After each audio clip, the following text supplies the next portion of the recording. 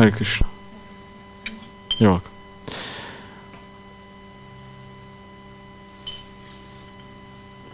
Jai Radha Madhava Kunja Bihari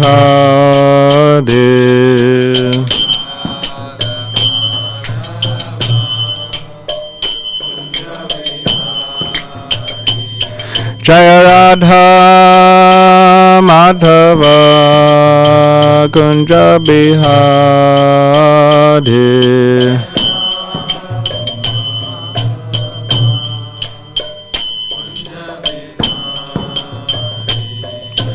Gopijana Vallabha Girivaradhari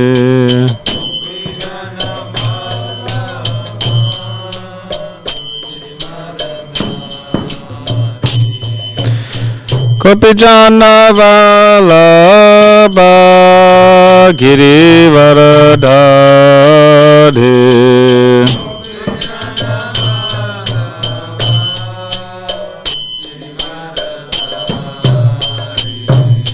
Yashodanandana Prajachana Ranjana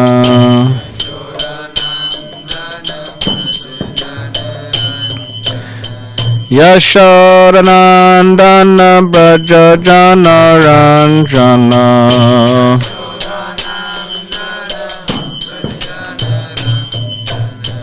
Yamuna Tira Vanachari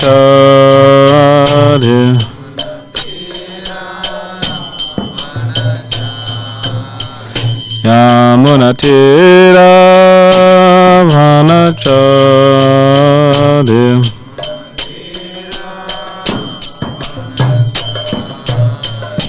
Jaya Radha Madhava Kunja Bihari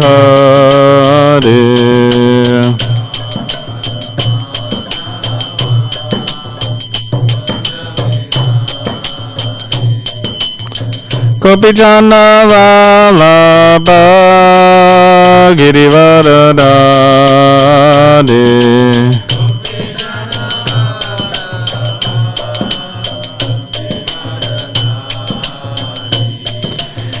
Yashodanandana Prajachana Ranjana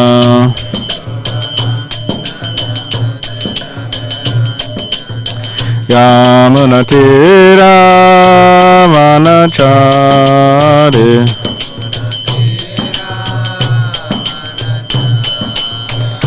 Jaya Radha Madhava Kunja Bihari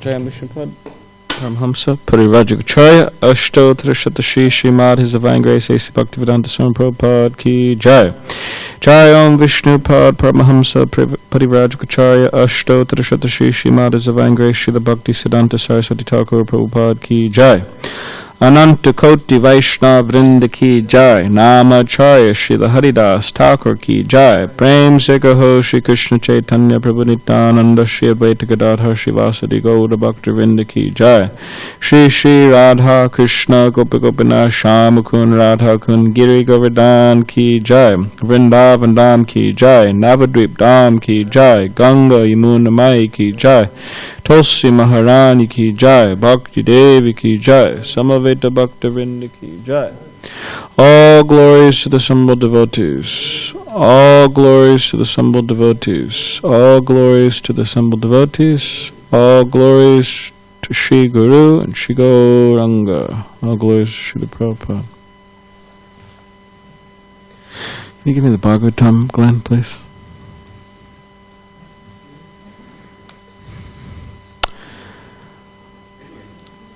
Om Namo Bhagavate Vasudevaya.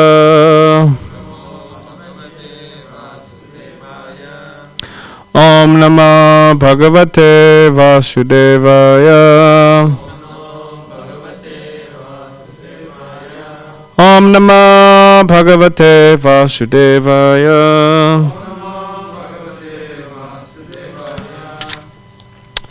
This morning we are reading from the Srimad Bhagavatam, Canto 4, entitled Creation of the Fourth Order, Chapter 29, talks between Narada and King Prachnibarhi. We're on text 52. Translation and commentary by His Divine Grace, A.C. Bhaktivedanta Swami Prabhupada. Please repeat after me.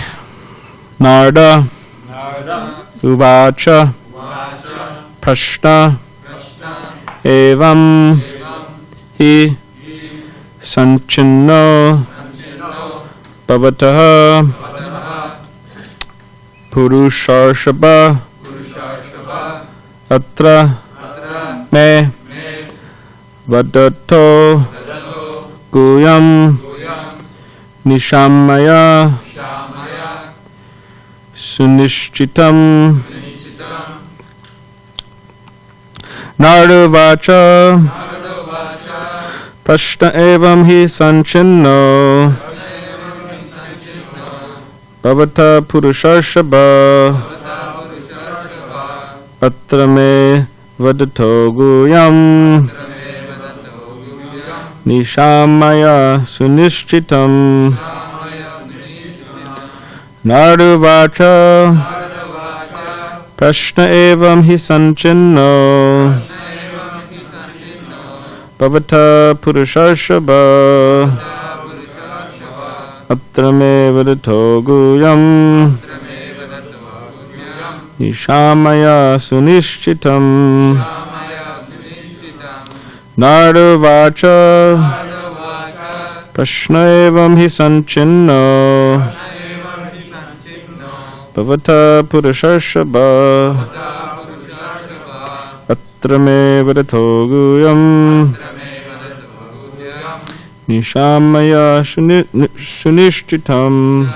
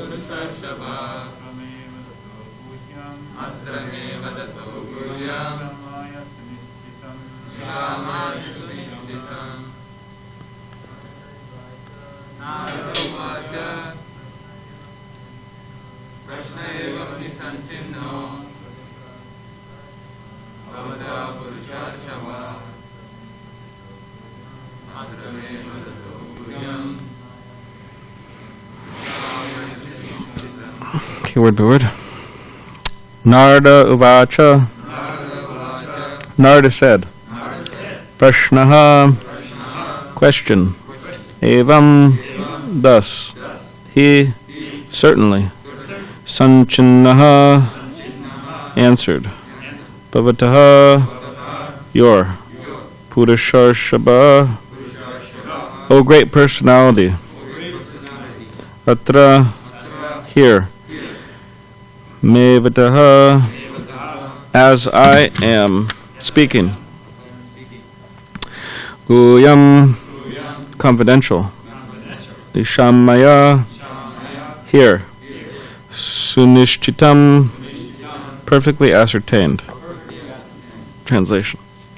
The great saint Narada continued, O great personality, I have replied properly about all that you have asked me. Now, hear another narration that is accepted by saintly persons and is very confidential.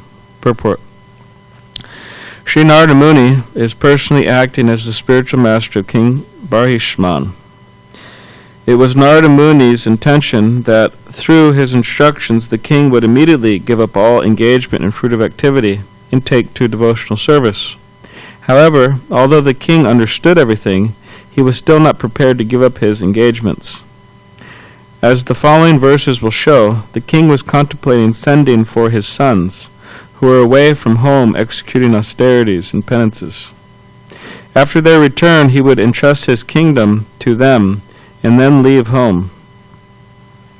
This is the position of most people. They accept a bona fide spiritual master and listen to him. But when the spiritual master indicates that they should leave home and fully engage in devotional service, they hesitate. The duty of the spiritual master is to instruct the disciple as long as he does not come to the understanding that this materialistic way of life, fruitive activity, is not at all beneficial. Actually, one should take to devotional service from the very beginning of life, as Prahlad Maharaj advised. Komara achared pagyo dharman bhagavataniha. Srimad Bhagavatam, Canto 7, Chapter 6, Text 1. According to all the instructions of the Vedas, we can understand that unless one takes to Krishna consciousness and devotional service, he is simply wasting his time engaging in the fruitive activities of material existence. Narada Muni therefore decided to relate another allegory to the king so that he might be induced to give up family life within material existence.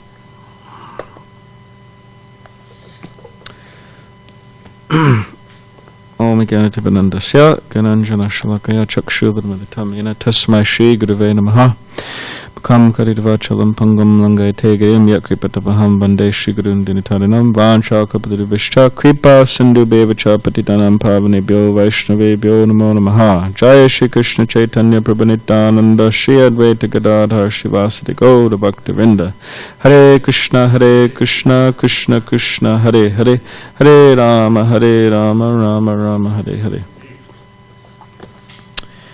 Translation again. The great Saint Narada continued, O great personality, I have replied properly about all that you have asked me. Now hear another narration that is accepted by saintly persons and is very confidential.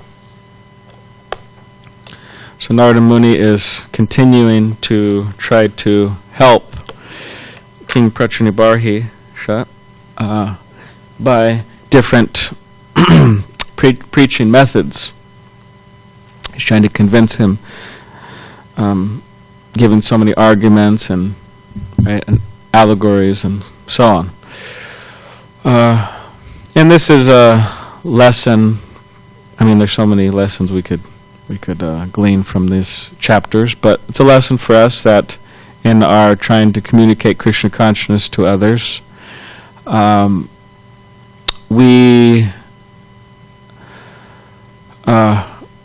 if something's not working, like we're speaking to somebody, for example, and they're not getting it, and it's clear they're not getting it by how they're responding, either verbally or whatever. Face is index of the mind. Prabhupada quotes that one of his purports. Then we could try to explain to them in a different way. Or as even Srila Prabhupada, when he was in India, when he brought the devotees from America to India, the devotees were out doing Harinam, Sankirtan, and Prabhupada stopped it, and he said that, oh, you shouldn't do this because the people, they'll just take you as beggars. So now we'll introduce life membership program and go around and try to make people life members, which, anyways, is help build the temples, and they also get books and so on.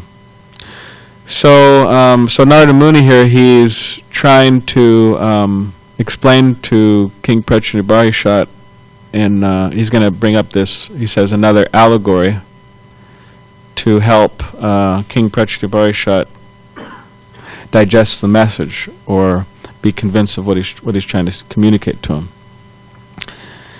And as Prabhupada brings up the point in the purport that he's trying to induce him to give up family life within material existence. And if anybody could convince King Prachinbharishad, it's Narada Muni. He's a great convincing abilities. Bhakti Shakti, right? So yeah, this is the general tendency that within material existence, there's many things to become attached to. Millions of things to become attached to. And largely, one of the things that people become attached to is family life. Wife or husband, children, animals, house, possessions, and so on. Everything that goes with family life is not just a few family members. There's a lot more than that. Things expand. So, and one is hesitant, as it's being stated here in the purport, one is hesitant, Srila Prabhupada say in the purport, to give up family life. They're hesitant to take fully to Krishna consciousness. And therefore the spiritual master very patiently tries to explain over and over and over again, try to convince the disciple, convince the student to try to elevate them to a higher levels of Krishna consciousness, higher surrender, platform of surrender to Krishna, and hopefully eventually full surrender. So there's some little story, but that's apparently there was one sage, and he went to speak to this personality. His name was Suresh. So, and he was telling Suresh that, okay, now I'm gonna take you back to Godhead. Are you ready to go? And Suresh said, well, I just got married, and let me just have some children and build things up a little bit, and then I'll be ready to go back to Godhead with you. So then okay, some time passed, and the sage came back through town and said, okay, Suresh, now you have your children, and you built things up and made some money for them. Could leave some money behind for them and your wife and your kids. So are you ready to go back to Godhead now? And then Suresh said, oh, well, not quite yet. I want to see that my wife, my son and daughters, they're married and well situated. So anyways, Suresh leaves, the sage leaves, comes back, and then the sons and daughters, they're married, they're well situated. So the sage says, okay, you ready to go now? Ready to go back to Godhead? Oh, well, I want to see my grandchildren, right? So anyways, it goes on like this. So the grandchildren come, and eventually he keeps on saying, oh, wait, hesitating. I got to take care of my house. I got things to take care of. And this Suresh, no, I'm not talking, anyways. This Suresh has a dog. So, Suresh is getting older and older, and he's getting ready to die. And then, he's really attached to his family and attached to his dog and his house and everything. And so then, right when he's about to die, the dog comes up, and affectionate dog, and coming up to his master, and he dies. The man dies, and looking at his dog, and in his next life, as we have in the Bhagavatam, like Bharat Maharaj became a deer, so the man becomes a dog in his next life. And apparently that dog, the man who became a dog, he became somehow or other the guard of his previous house. So then this sage came back, and he was looking for Suresh, and said, oh, Suresh, and where are you, Suresh? And then the family, and then he sees a dog outside, barking, rough, barking. And barking at the sage. Like keep him away. Yeah, kind of keep. And then the sage is kind of, oh, Suresh, right? So then the sage talks to the family, wife and children and grandchildren. Where's your father? Where's your grandfather? Where's Suresh? And he died. You didn't know? Oh, okay, he died. And then the sage looks at the dog and says, Suresh, is that you? Whose mystic ability could tell that was Suresh. And I think it goes, even then, he was saying, as a dog, he's saying, I got to guard this house, I'm going to go back to Godhead, I got to guard this house. Anyways, hopefully there's a happy ending, but I'm not exactly sure. Hopefully he eventually gets his act together, but goes back to Godhead. So it's, okay, we have responsibilities depending on our situations, especially those, not especially, but whatever ashram is, whether brahmachari, student life, or grihastha, or vanaprastha, or sannyasis, whatever our situation is, we have responsibilities. But here we see that this Suresh, he had amazing opportunity to go back to Godhead, and he wasn't taking it because he was so attached to this world. So we have to be careful that while dealing with this world, that we don't become attached to it. And not that we should neglect our responsibilities, but we should be Krishna conscious. We can be Krishna conscious while executing those responsibilities. And when the time comes to relinquish some of those responsibilities, we happily do it. We move on to the next stage.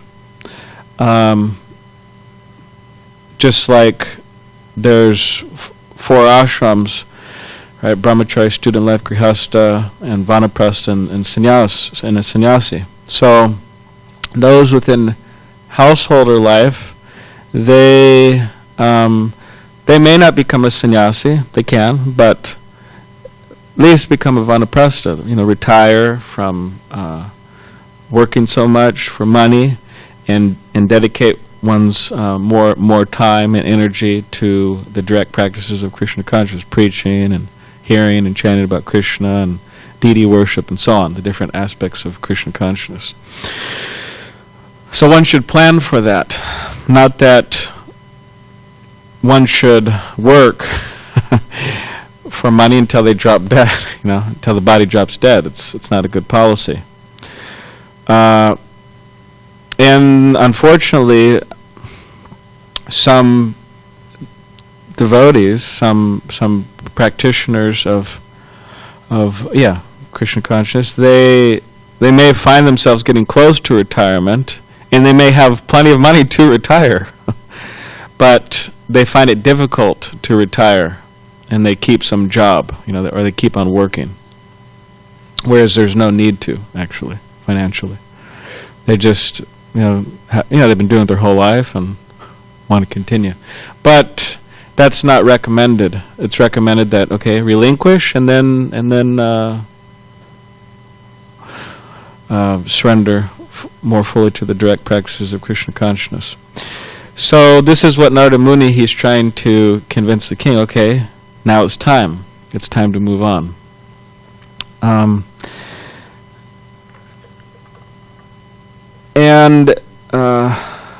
That's an important point. And the spiritual master, as it's being stated here in the purport, he tries to convince the disciple to surrender more and more to Krishna. And if the disciple is doing something wrong or is out of line, then the spiritual master, it's the duty of the spiritual master to say something. They have it's maunam samati lakshanam, which means silence. What is that? Silence implies consent. Sorry, my mind's getting a little distracted. So, silence implies consent. So if we're silent about something, then implies that we agree with it. We don't see that much of a problem. So silent means agreement. So we don't see much of a problem. So therefore, the spiritual master and devotees in general, that we're not silent, right? We're not silent. Maunam. We're not maunam smati lakshnam. We're not silent. We're very.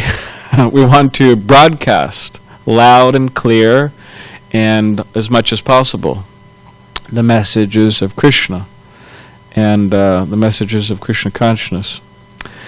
And that means within our group or within our society, the International Society of Krishna Consciousness, we're not silent. It means if we see something, then, we could say something. And also in terms of, you could say the outside world, means the world outside of ISKCON, is that we're not silent, we're not hiding off in the Himalayas or anything and like that. But we want to broadcast loud and clear the message of Krishna through book distribution, Harinam, and so on. So, for example, within one Prabhupada disciple, he told me that he was on a Navadvip Mandal Parikrama, which is very ecstatic, right? Thousands of devotees and visiting all these holy places, and he was telling me how he was there, and one devotee, he was one of the speakers, he gave a talk at a holy place. Thousands, and devotees are very enlivened by the talk. But this devotee, this Prabhupada disciple, thought it was a little overboard. Means, going into topics like Madhurya Ras, conjugal topics between Radha and Krishna, this and that, kind of going into that realm a bit too much. So he thought he was crossing the borders. So it happened to be his next time to speak at the Navadvip Mandala Parikrama. And he just, he just said, in whatever, however he worded it, that actually, we need qualifications for this, and this is not cheap, and so on and so on and so on, and he said that he felt that he just sucked the air out of the party, the whole, and then he was thinking to himself, which is American expression, I think, suck the air out of the party means you just kind of like, So, and then he was thinking to himself, did I make the right choice? And he wasn't sure, because he ended on a heavy note.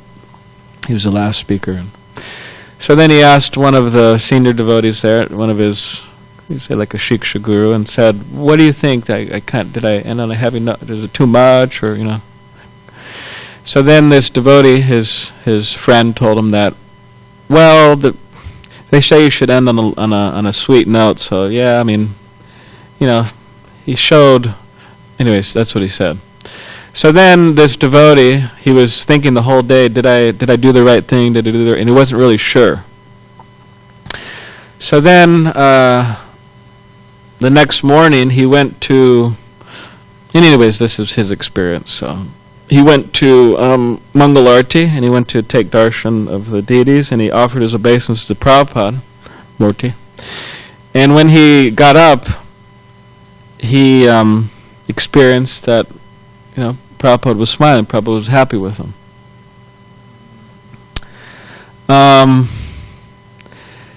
So anyways, this was an example of how we, depending on our situation and so on, but we shouldn't remain silent in the case of, just like Prabhupada, for example, in the early days, there was some cases of, in the New York temple, some kind of, the temple president, there was some strange things happening. We don't want to get the details right now, but when the devotees could say things that, this is, Prabhupada, what do we do here, right? Now, in the relation to the outside world, outside of ISKCON, it's a mess out there, and it's, people are in illusion, people are suffering, people are in ignorance. There's a lot of there's a lot of ignorance going on. So if we remain silent on the sidelines, then maunam samati lakshanam, that silence implies consent. So okay, well, it's not such a big problem, and it's kind of okay, but things aren't okay, and we shouldn't feel that they're okay. Feel that the world is like Prabhupada says, going to hell, and we should try to do something about it. So.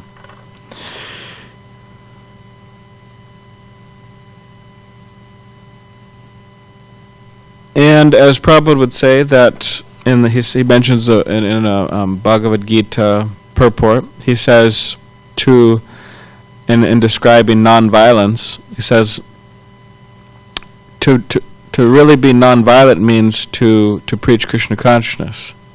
So if one isn't preaching Krishna consciousness, that's violence.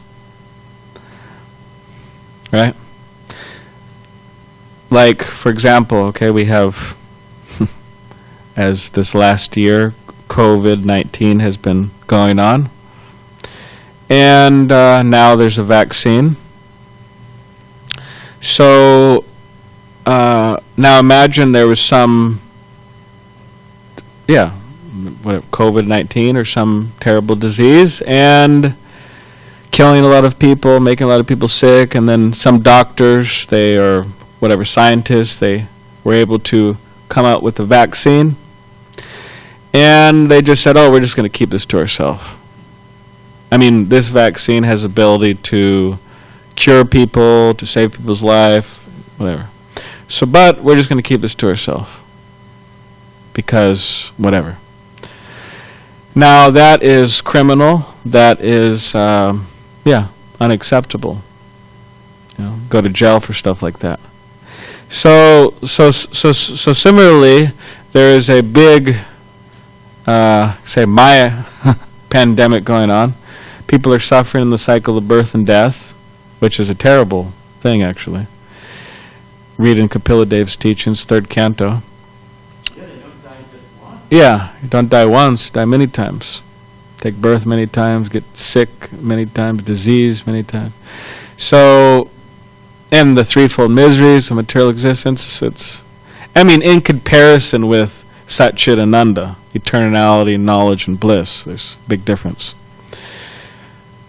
So, if we have the cure for that, which Krishna consciousness is the cure, the holy names, right? The practices of Krishna consciousness, that is the, you'd say, vaccine. And to cure the cycle of birth and death for good. So to not distribute that, that's violence. That's criminal. I was hearing a talk, Prabhupada actually, the Hong Kong flu was going on. And I think Hayagriva or somebody, it was in Los Angeles, Prabhupada was giving a talk, and he said, just like this Hong Kong flu is going on, and he said, I don't know who he said, Hayagriva or somebody, said they brought me down to the doctors, and I got a vaccine for the Hong Kong flu. And so Prabhupada was saying that, yes. Yes. All right, we could look for it. I'm not doubting, I'm just saying I could use it. Yeah. Yeah, maybe, anyways, we could look for it. So he said, just like I got this Hong Kong flu vaccination. So Prabhupada was saying how the holy names, and this is a vaccination against Maya, process of Krishna consciousness vaccination against Maya, won't be infected. So, anyways. So we have to be loud and clear and preaching Krishna consciousness. And a very wonderful example of that was Ramanujacharya. Ramanujacharya had a guru, and the guru gave him a special mantra, right? And said that, I'm giving you this mantra, but kind of like, I'm giving you this mantra, but don't tell anybody. It's very secret, very confidential. So then Ramanujacharya, and the guru said, this mantra is very powerful and it could free you from the cycle of birth and death and develop love for God and so on. So then Ramanujacharya, he said, okay, and disobeyed the spiritual master, and he went up on top of the mountain, the hill, mountain, or somewhere, and started broadcasting. Oh, everybody chant this mantra. I think it was Om Namo Narayan, or whatever it was. Please chant this mantra. So then the guru found out about it, and due to this offense, you disobey the guru. You know, there's some implications. Okay, you may have to go to hell, this and that. But Ramanujacharya said, I don't care if I have to suffer, repeated birth and death, or hellish situations, or whatever it is. That doesn't matter. But as long as people are becoming liberated by this mantra, it's okay with me. So he was very loud, Ramanujacharya. He was broadcasting. So we want to broadcast as much as possible. And this is what Narada Muni, he's of course, it's a one-on-one conversation with Prachin Bari, but of course, not just one-on-one now, because we're witnessing the conversation throughout the whole world. People are reading the Bhagavatam. So Narada Muni is a wonderful example of a preacher and teacher, and his enthusiastically spreading Krishna consciousness. All right, so does anybody have any questions? Comments?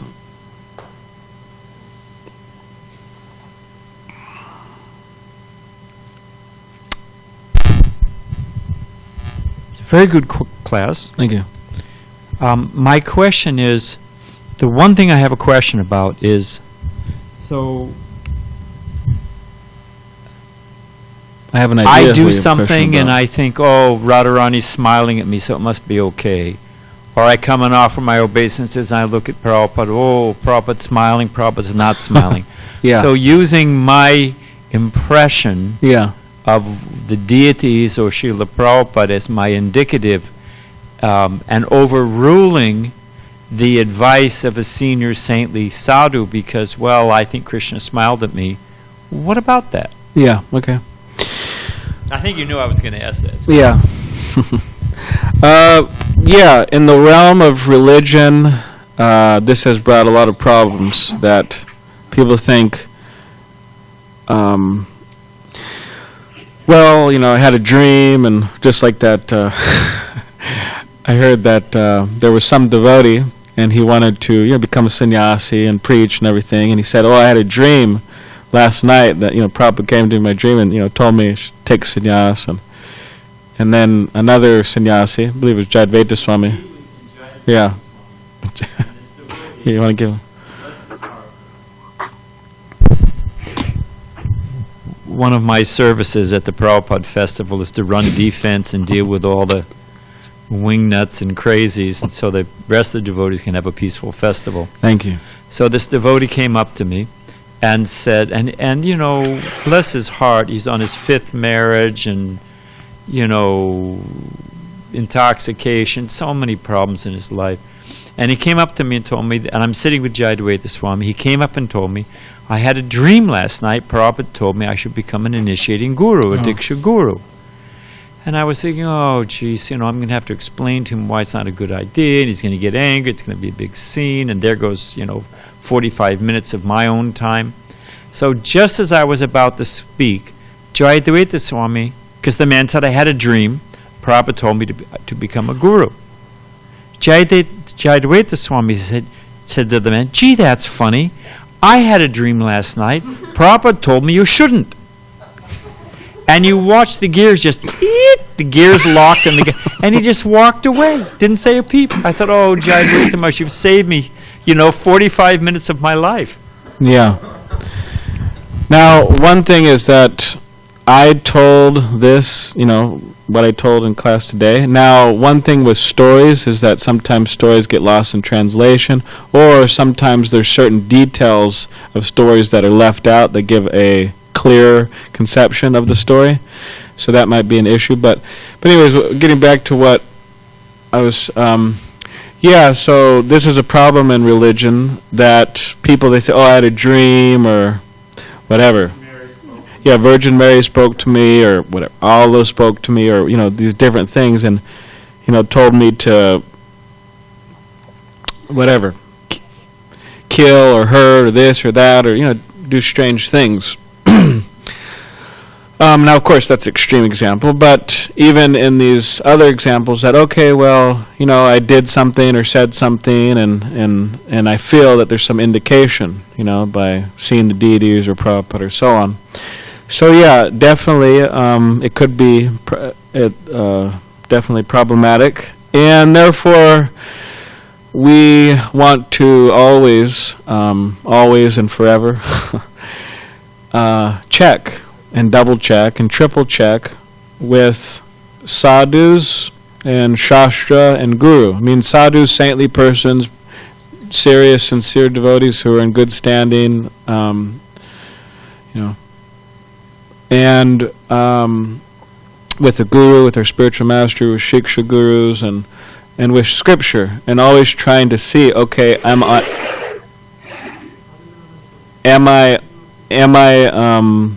in line here, or am I out of line? So, anyways, I think Rajendrana Prabhu's here, and he may have something. Hare Krishna. Hey, Hare Krishna. Is it all right if I say something, Prabhu? Yes, please do.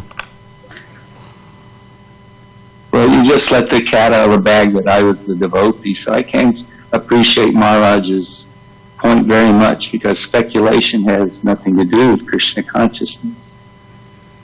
But in terms of details of what went down, it was a blissful event. It was at Champakahata, where Gaur Gadadhar's worship, and Jayadev Goswami was there. And the glorification that went overboard was about Gita Govinda. And there were, hundreds and hundreds of devotees. A lot of them knew, and I had the impression they were all going to rush out and buy Gita Govinda and try to dive into that nectar that the Swami had been giving us a taste of.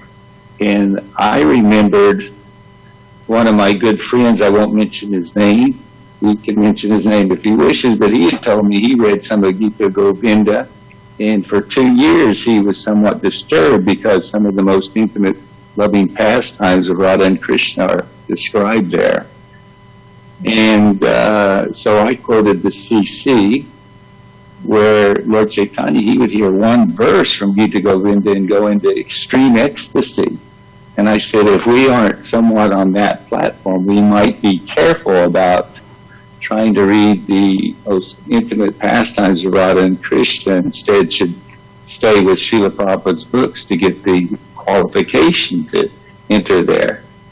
And like you said, Jananivas Prabhu kind of cited, well, I don't know if it was the right thing to say, because it really wasn't a sweet ending to the katha at the place.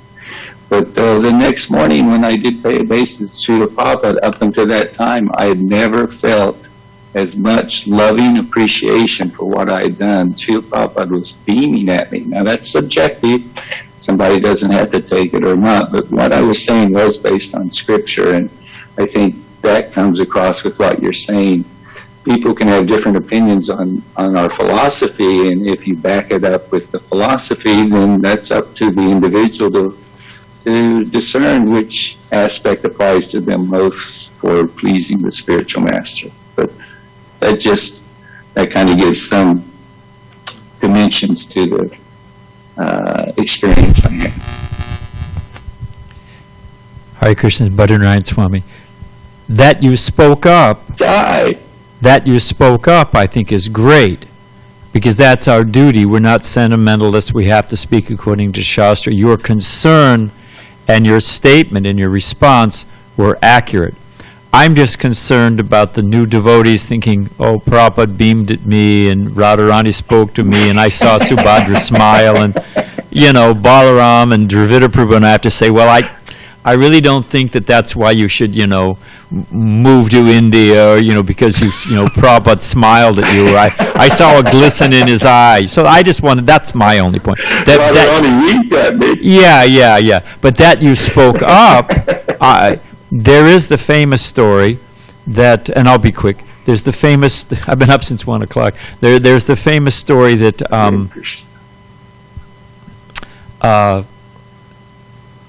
there was an annual program at a Ramakrishna mission, And this isn't Srila Bhaktisiddhanta Saraswati Thakur's time. We should be careful. We should, austerity of speech is to speak, sweetly, speech that doesn't offend, speech that's according to Shastra. That's all there in the Gita. So, don't go black or white or swing like a pendulum, I'm saying to the devotees here. But, so we know that. Still, there was a program they went to, a Ramakrishna program, and the sannyasis got to speak. They made a lot of life members. It was an important preaching venue. So after the program, the speaking, the kirtan, they're serving out prasadam. Well, here's the thing. There was the devotees after the program were chased out and came running back, for their life and limb, and got back to the temple safely. And they brought this one brahmachari before Srila Bhaktisiddhanta Saraswati Thakur and said, he's ruined our program. He just spoiled everything, and you should chastise him. And Srila Bhaktisiddhanta Saraswati Thakur said, well, what did he say? This scene was explained, program, importance, everybody spoke, prasadam line, and someone had asked this brahmachari, well, what do you think of Ram Krishna? And the brahmachari said, my Guru Maharaj says, frankly, sir, what can I say? My Guru Maharaj says he's a cheater and a fool and a rascal. And because it's Bengal, Prabhupada said, you put two Bengalis together, they'll start a fight. They asked Prabhupada, what if you put three together? Prabhupada said, they'll start a political party. So the whole thing, Prabhupada said it. And he was a Bengali. So, so it's just a joke, But the point is, the whole thing went into, it was a riot. And they were chased, barely made it back with life and limb. So when it was reported that this brahmachari, he said, what can I say? My Guru Maharaj said, everyone was upset, but Srila Bhaktisiddhanta Saraswati Thakur said, you've spoken very well. Thank you very much. So I offer that in confirmation of Raj speaking like that. Even though it was maybe a little unpalatable, it was good that he did the right thing. So I didn't want to give the wrong impression. Sure. Alrighty. Thank you, Maharaj. Any other question or last question or comment? All right. Jai. Grantraj Srimad Bhagavatam ki jai. Srila Prabhupada ki jai. Jai.